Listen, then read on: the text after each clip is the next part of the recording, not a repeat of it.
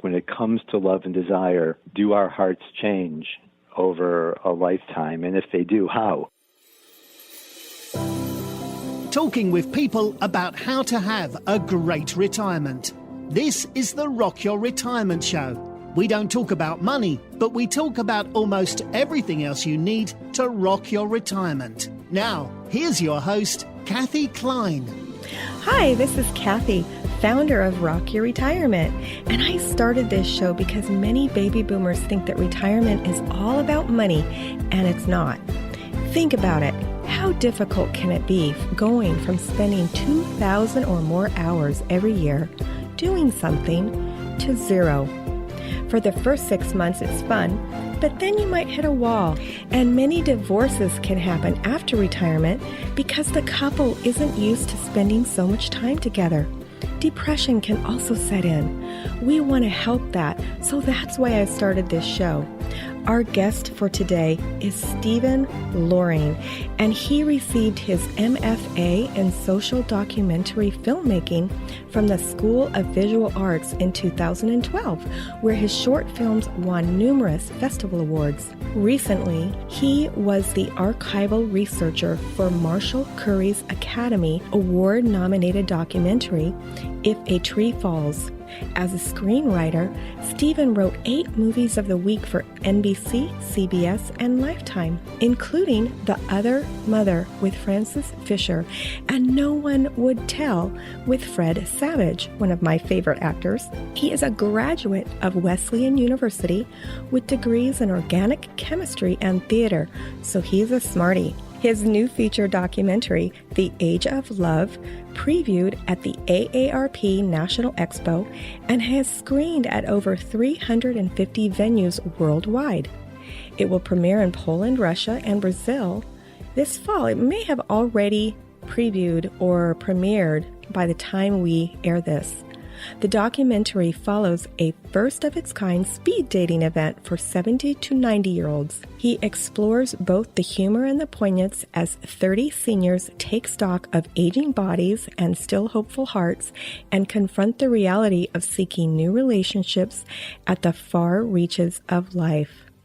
Stephen, I am so glad you agreed to be on the show. Welcome. Thank you so much, Kathy. So tell me, what gave you the idea for this project? Oh, well, the idea originated not with like a news story or something. It really came from my own life. I was, as you mentioned, working in Hollywood and did a lot of films that were derivative of other people's ideas or books or stories, and I really wanted to follow something that was in my own heart at the time. And what happened is that my dad had passed away recently, and my mom was 70 years old, and she was alone, like without her soulmate, her lifelong soulmate for the first time. I mean, they were married for 50 years and were truly a pair. They defined themselves as a couple, and suddenly it was like, who's ever going to touch me again? You know, who will share a meal? She talked about getting in bed at night, reaching over for that warm hand that she always knew was there and just feeling the space. And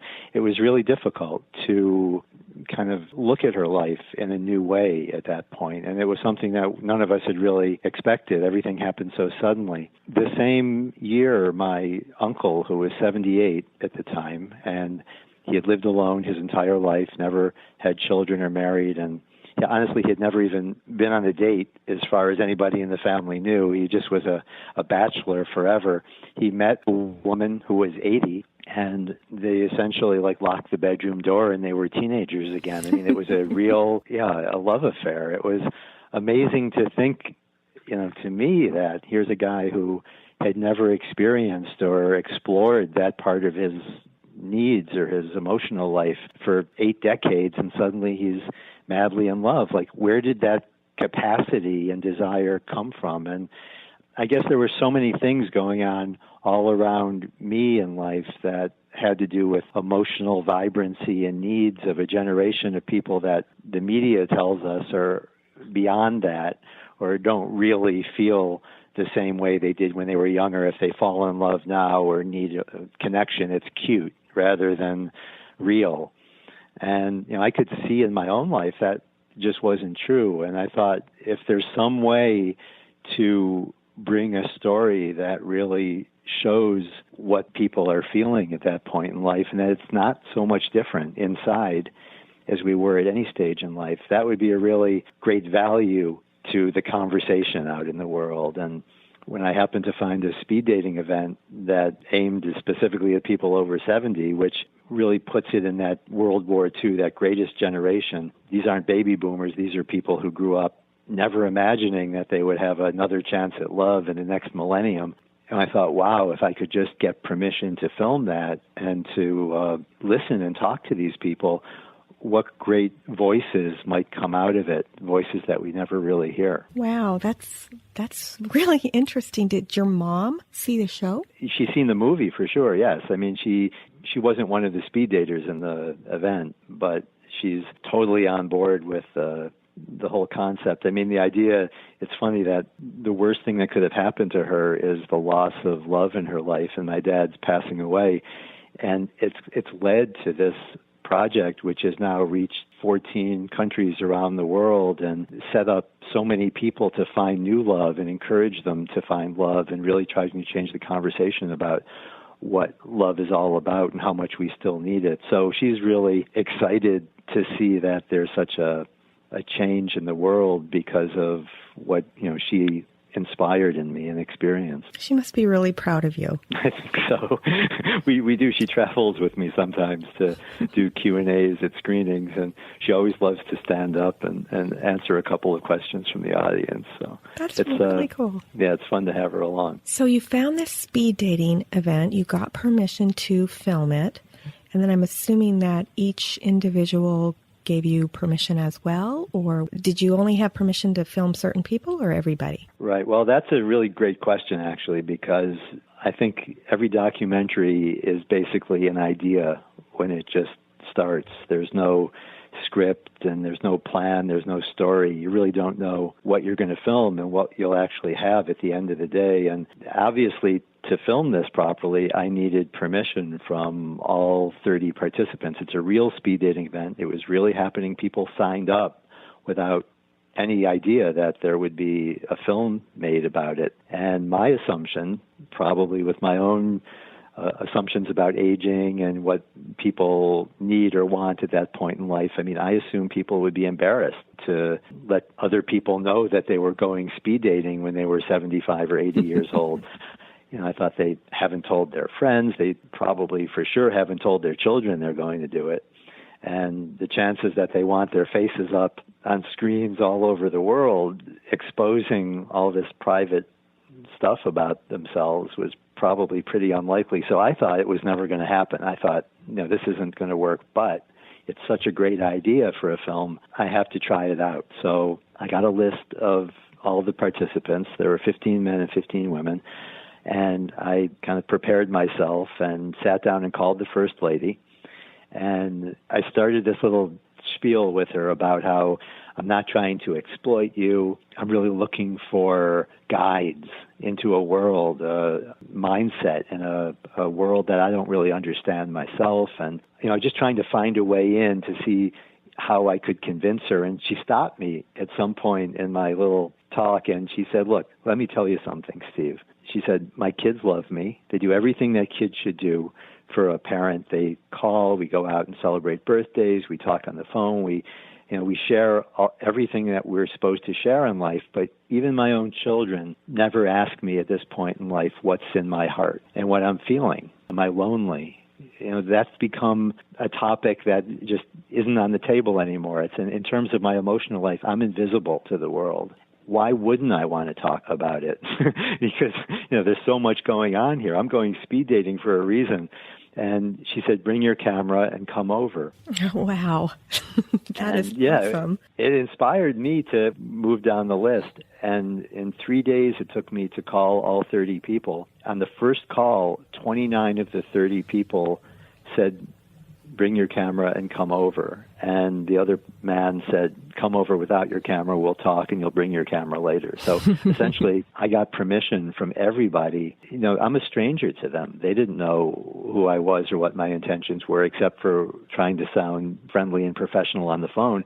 And they were ready to open up their lives because they felt so profoundly invisible, except for, you know, healthcare or financial issues, you know, the things that the media pitch to older people and think that they're their only concerns. They felt so invisible in terms of who they were and who they were inside all their lives that they were thrilled that somebody wanted to listen to them. Like I said before, when you have a documentary, you don't know what you're going to get, but there's a moment, I think, when you know you're onto something and that there's a story out there. And for me, that was the moment that I was ready to spend the next however many years making this, because I knew that there was something that people hadn't touched on that needed to be looked at in society. Wow. Well, so you had the idea, you got the permission. What did you think was going to happen? Well, I had no idea what was going to happen because, you know, here were 30 strangers to me. They were all older people. I was nervous because I had to go into their homes and make a movie. You know, it's not just talking heads. I had to find visuals. I didn't know who was going to be interesting or exciting. I didn't know who was going to get a date. But I decided that I was going to film it without a crew because I felt I have a limited amount of time. There were 3 weeks, in fact, or about 3.5 weeks between the time I got this list and the actual speed dating event. So I didn't have a lot of time to film, and I knew if I came into people's houses with a camera and a sound guy, you know, a whole crew of people, it would be unlikely they would open up. And I decided to shoot it myself just because then I could have conversations with people and not feel like I was sitting down with a list of questions and put them on the spot to answer. But I didn't know who was going to be in the movie at all, and I knew I couldn't fit all 30 people. I had to find the people who really embodied the issues and themes that the movie would eventually be about. So, I mean, I just filmed 14 hours a day, every single day, covering everybody, hoping that the personalities would emerge, which they did, and I would be able to see who I could put together and use in the film that would really open eyes to things we don't realize or think about when it comes to older people and their emotional lives. That must have been such a great project to work with. You know, I can't even imagine spending that much time with 30 people and getting to know. Do you ever keep in touch with any of them? Oh, for sure. They keep in touch with me. You know, it's funny, when I finished filming, one of the women who ended up having quite a featured role in the film, she said, you know, once you leave town, once this is over, I'll never be as important in life again. You know, it's like I'm a movie star now. But I think it goes back to the same feeling that everybody began with, is that suddenly they weren't invisible. Suddenly somebody wanted to hear the things that they weren't really allowed to talk about or that our world doesn't really consider. You know, they felt they were going back into their regular lives again. What kind of love do you think people were looking for that participated in this event? Well, I think love it's interesting because I think I put up on my desk when I started making the film a question. There's always like something I want to embody the themes of the film with that I can keep coming back to. And I wrote this question: when it comes to love and desire, do our hearts change over a lifetime? And if they do, how? That was really like in the back of my mind, I think, throughout the entire process of making the film, because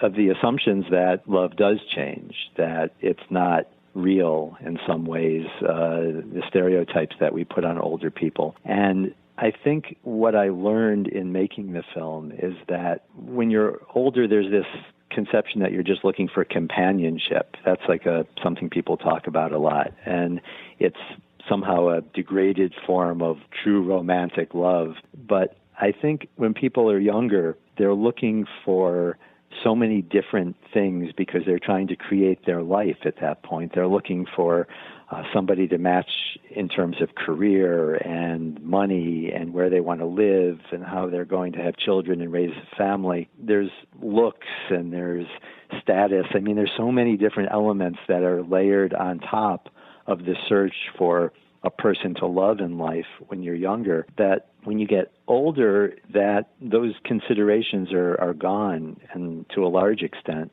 And what's left is you're looking for somebody who can just see you and understand you for who you are. It's like not to be alone. It's that defeat of loneliness, to feel connected to somebody and something in the world. And really, when you're younger, I think that's what underlies the search for love, too, aside from the search to start a family and some of the other things that we layer on top of what love is when we're young. But essentially, when you're young and when you're old, you just want somebody who will understand who you are and who you can understand and will be there for you. And that doesn't change. And I think what I learned is that age somehow strips away a lot of those layers of complicating layers of what we put on top of what love really is. And the essential part of it really is the same. There's one character in the movie who said to me that he feels that love is even deeper now than it was when he was younger. And it's really interesting why. But he said, because when I was younger, I was trying to be something for somebody. I was trying to be cooler and stronger and to present myself in a way that I knew she would want me to be. Now, he said, I don't really have that need anymore. And so I'm more authentic to who I am. He said, the things I fear in life, I can talk about with somebody that I'm in a relationship now, because we're older and we all have those same fears, and we've lost the need to pretend that we're somebody else. And the idea of sharing my fears in life, honestly, makes the sense of connection and the sense of love even deeper than it was when I was younger. You know, there's a lot of things in making the film that opened my eyes to what people need and want inside and what our hearts really yearn for. And I don't think it changes over a lifetime. Wow. How insightful. You know, that's really deep. You know, I want to ask you a question, and you can say no, you don't want to answer it if you'd like, but this is really what my listeners and I want to know. What about sex? So my favorite character in the Golden Girls was Blanche Devereaux. The actress's name was Rue McClanahan, I think was her name. Yes. And she was my favorite character because she was so sexually free. Did you meet any characters like that in your project? For sure. Again, it goes to the stereotype that people are beyond that, but why would they be? You know, if people grew up all their lives having emotional and physical intimacy, why would it stop? Why would it just, end because it wasn't available, for instance, anymore, or because you got to a certain age? I think one topic that came up an awful lot is the need for touch. You can't generalize about any age group. I mean, there's younger people and older people who are more interested in sexual relationships or less interested in it. But the thing that came up over and over with the characters in the film was that they all missed being touched or being hugged or just having another person to come up behind and share a moment with. A lot of the people were interested in something more than that, but I think everybody felt that lack. It's a kind of a key human trait. Is there's nothing that shows how alone we are at a certain point in life more than not having somebody. So, Stephen, tell me about the envelope. Well, you're referring in the film to the part where the people, after the speed dating is over, they are each given an envelope with their results in it that says who they matched up with and with the contact information. It really, to me, it was the emotional heart of the film because I was there filming alone with each person as I gave them their envelope and talking to them at the same time about their experiences in speed dating and what they had expected and how it turned out. It's funny because I could see a nervousness in everybody that was really unexpected. The idea that when I first met a lot of the people, they came into this going like, well, it's just a lark, it's another activity for the afternoon. I'm not looking for anybody. I'm not expecting anything. It'll be something fun to talk about at lunch the next day. But you could see that people were involved in a really deep emotional way with us.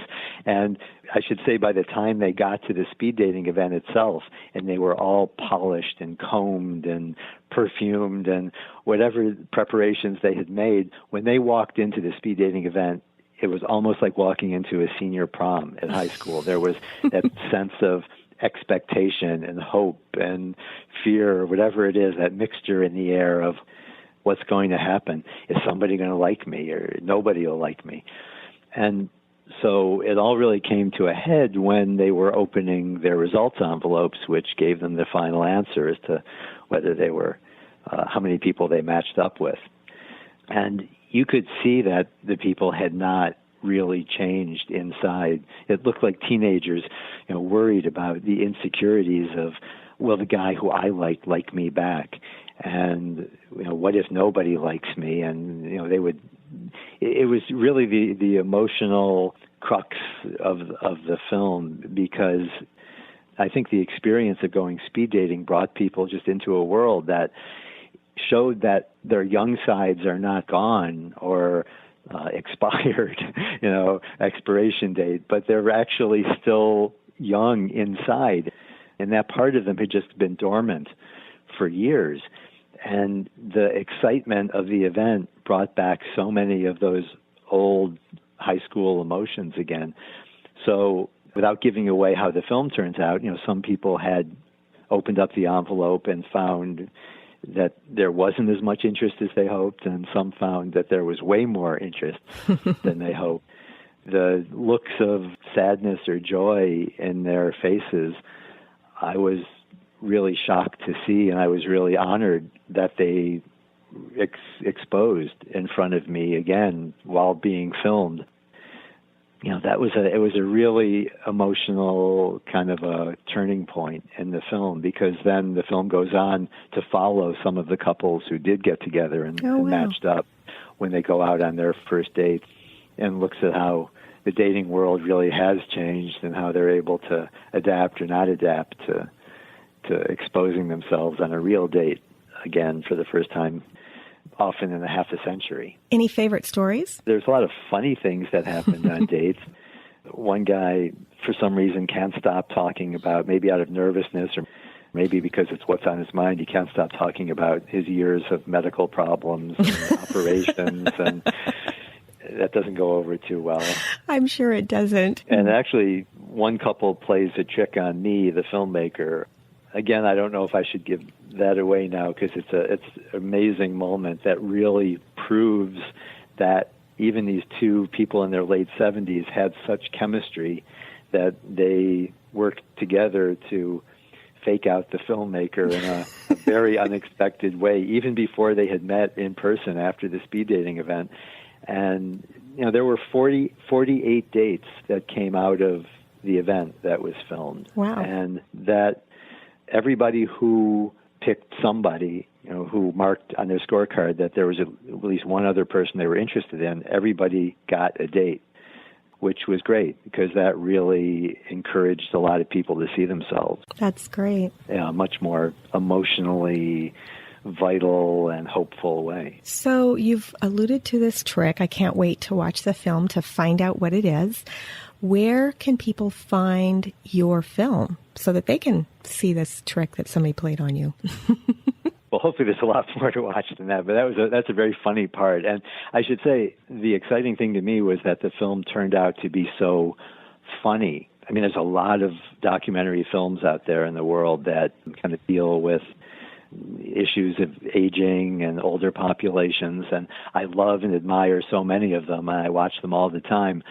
But I think the thing about this film is that it's not really about aging in terms of people with a specific disability or a specific community they live in, or people who have a specific talent. It's really about the average rank and file person in our entire society who's just alone and is not really paid attention to. It really is not a movie about aging, in my mind, as much as it's a movie about love and about what doesn't change, about what endures throughout our entire lifespan. And I think whether you're 18 or 80, you know what the search for love is about, and it resonates with you, which is one reason the film is, I think, aimed to a large extent at younger audiences. Baby boomers who see it, who have said, I've never talked to my mother or father who's alone about what they feel, and I need to go do that. I never even thought of that before. Or they say, in this day and age, I could live for another 40 years, and I may be alone. It never occurred to me what I would do or how I would face that. And we've even screened in high schools, both to younger audiences as well as younger and older audiences together in multi-generational screenings. And to have 16-year-olds and 80-year-olds talk about their dating life face-to-face. I love it. Yeah, it's an amazing moment. And you find out that everybody feels stereotyped, everybody feels overlooked, everybody feels misunderstood in some way, and there isn't that much difference between the generations, which is in itself an eye-opening lesson, for people. In California, actually, they've set up LGBT events too, senior LGBT dating events. So the film not only crosses cultures. Dating events are coming up in Warsaw and Moscow now, and had interest in Mumbai and Tokyo, and amongst all different types of socioeconomic communities. So the film takes place in a very white middle-class suburb of Rochester, New York, but we've screened it for all sorts of diverse audiences that find the message to be aging is the minority, or aging is the being older and being invisible and being overlooked, kind of cuts across all cultural and socioeconomic lines, as well as gender identity and health issues. You're all in the same boat when people just disregard you because of your age. But to get to your question, the film has been released in community screenings right now, and we've had hundreds of them. And if you want to find out where more are coming up, there's a list on our website, theageoflovemovie.com, and there's a page called Screenings, which lists all the upcoming screenings. In the coming year, in 2017, we plan to have a television broadcast as well as release the film on DVD and through streaming services. So in that time frame, you can probably find it more widely released, but you can always come to the website and get information of where the film can be seen next, and where it will be released and what the dates will be. Yeah, I'm going to actually put that on the show notes for this page, or for this interview, and I'm going to include a trailer and some different links that people can use to find out more information about the show. So before we end, I have just one more question for you. Are you ready? Sure. Do you think you'll have love at age 85? Well, that's a big question to ask at the very end. I hope so. It's funny, there's so much I could say about that, because I don't think anybody makes a documentary film that doesn't, or maybe any creative project that doesn't reflect the needs and fears and hopes of the filmmaker. There's no way you would set off on a journey that's going to take years if it didn't have some resonance in your own life. And, this certainly does have resonance in my life. I'm currently not married, and I'm middle-aged and looking ahead the same way a lot of other people are. But it's certainly a human desire not to be alone. And my goal is to have, obviously, some love in my life as long as I'm here to enjoy it. So, yes, I do expect to be in love when I'm 85. And plus the fact that the world is aging so quickly, 85, when I get there, will probably be late middle age. So that's what they say. They say 60 is the new 40, right? That's what they say, right? 80 is the new 60. So that's what I'm going on. Well, I wanted to thank you for coming on the show, but first I wanted to let my listeners know that Stephen has been so gracious to give us a freebie that you can get, and it's called the 8 Senior Dating Tips. And this is just 8 tips that he gathered from the people that were at the event. that can help you if you are a senior who is dating or looking for love. And you can find that at rockyourretirement.com/love. So once again, that's rockyourretirement.com/love. Now, Stephen, if people want to get a hold of you or get more information about the film, where should they go? Well, go to the website. There's a contact form, and there's also forms on the website where you can learn how to host a screening in your own community or for your own organization or company. And there's also a form if you would like to hold a senior speed dating event in your community. I can also help. We've created a senior speed dating kit, which takes all the information from the event that was seen in the film and makes it available to organizations that would like to not have to reinvent and just figure out how to do it, but would like a package where they can actually make a difference in the lives of people in their own communities. So, more than happy to spread the love any way we can as part of the outreach for this film as it goes all over the world. I love that. So that can be found at theageoflovemovie.com. Yes. Thanks again, Stephen. Really appreciate your coming on the show. This has been great fun. And for Thank you. Yeah, you're welcome. Thank you. And for my listeners, we'll see you next week on Rock Your Retirement.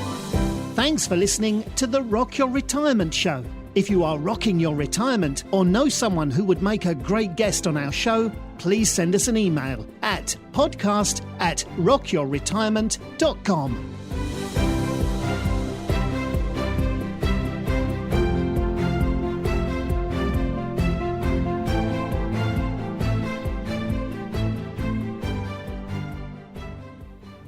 Hi, this is Kathy.